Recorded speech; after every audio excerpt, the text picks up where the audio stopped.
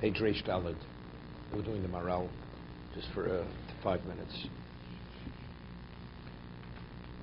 The Mishnah tells us it says choros ala luchos. It was etched. The letters of the Aseret Dibros were etched choros, engraved onto luchos on the tablets. So the Mishnah says it should not be read choros elachevus. Elucha ben chorav mishosef. Who's truly the free man? The one who engages in Torah study. Masha Omer al tikra choros. Lefia nira hu jurash rochok mod.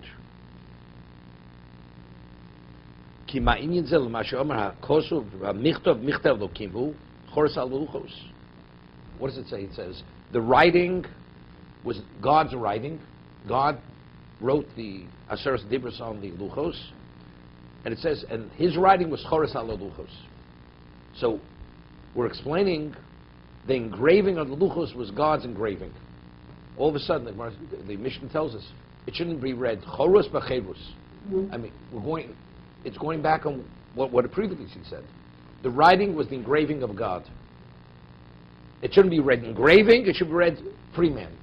You're free if you study Torah. What does that have to do with the engraving of God?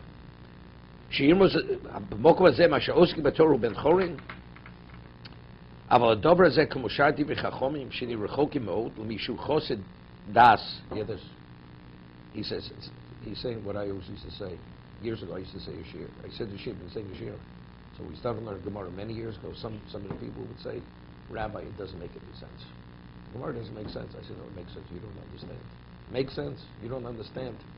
So the Maharal says, although it seems to be has no relevance to what as he's asking, but he says very often you find Divrei Chachamim, it seems to be unrelated to the understanding. He says that's only the one who doesn't understand sees that it's unrelated. But if you understand, you see it's exactly what it says. As they said, he said the blind man. No, you don't understand, you're totally blind, oblivious to what's there. Maybe if you don't partake in the engraving, you don't partake in the commandments, then you're a slave. It says the engraving was God's engraving.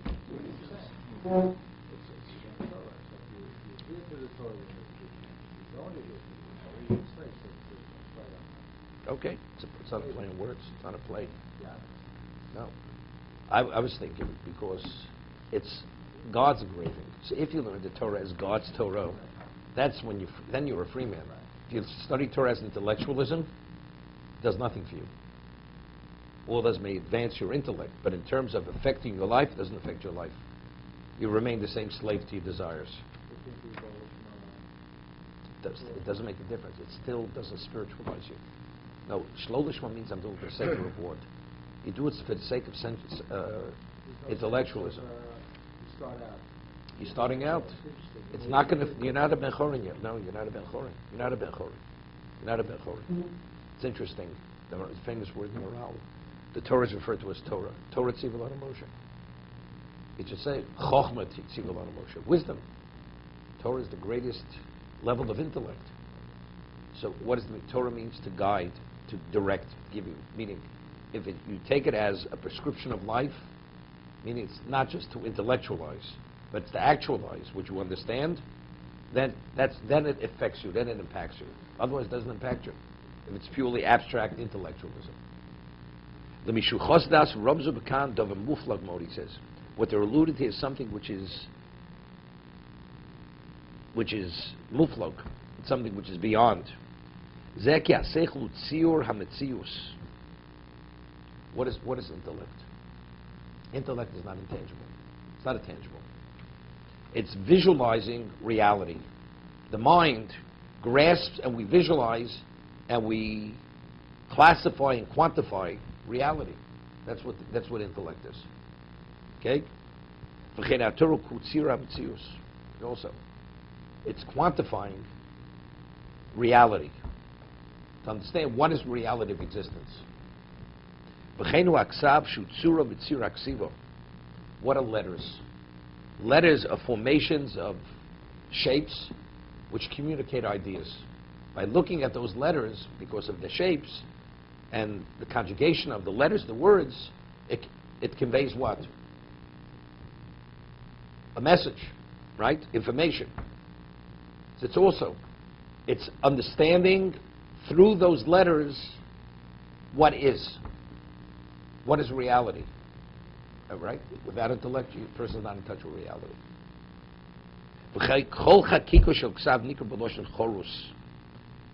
Saying something, when you engrave something, chakika means chok, means to engrave. Something engraved is called chorus. Because writing has a form.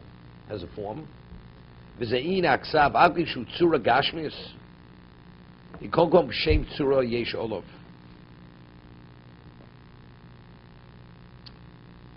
He says, although it's something physical, form is physical, but it has a shape, it has a representation. Right? I'll give you an example. A person has a piece of gold. It's a piece of gold. Whatever its shape, what does it represent? It represents just a piece of gold. What happens if an artisan goes and develops it into something special? So it's more than just a piece of gold. It took on a form. That form has a representation of something. It's a representation. He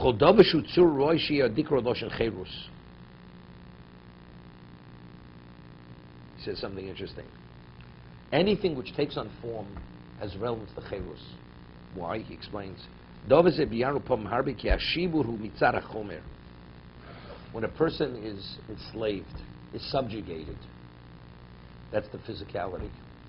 It weighs you down. Right? Somebody dictates your life, you have no independence. So you're an object. All you are, you're an object. Freedom means I have an identity. I am. That's the concept of freedom. So we speak about surah. You have a representation.